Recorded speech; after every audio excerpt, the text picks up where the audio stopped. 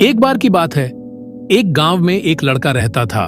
वो लड़का पढ़ाई में बहुत होशियार था, लेकिन उसकी पढ़ाई नहीं हो पाती थी क्योंकि वह लड़का अपना घर भी चलाया करता था। वो रोज अपने खेत में जाता, दिन भर वहां काम करता और शाम को घर वापस आकर वो थोड़ी बहुत पढ़ाई कर लिया करता था।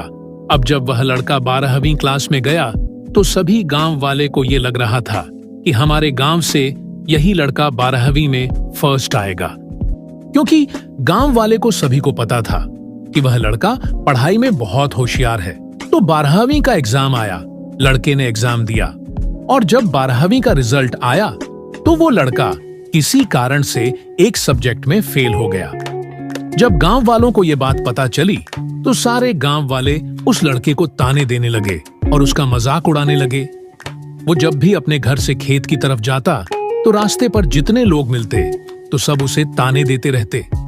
अब वो लड़का सबके ताने सुनकर बहुत परेशान हो जाता है और ये बात वह अपने उस्ताद को बताता है।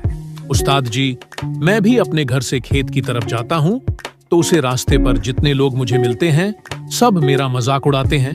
तो उनके उस्ताद ने उसे कहा कि तूने एक काम कर, एक बड़ा सा लौटा ले और उस लोटे को पूरा ऊपर तक दूध से भर दे और जब तू उसे रास्ते से गुजरे तो तू उस लोटे से दूध का एक बूंद भी नीचे गिरने मत देना। लड़के ने एक दिन वैसा ही किया।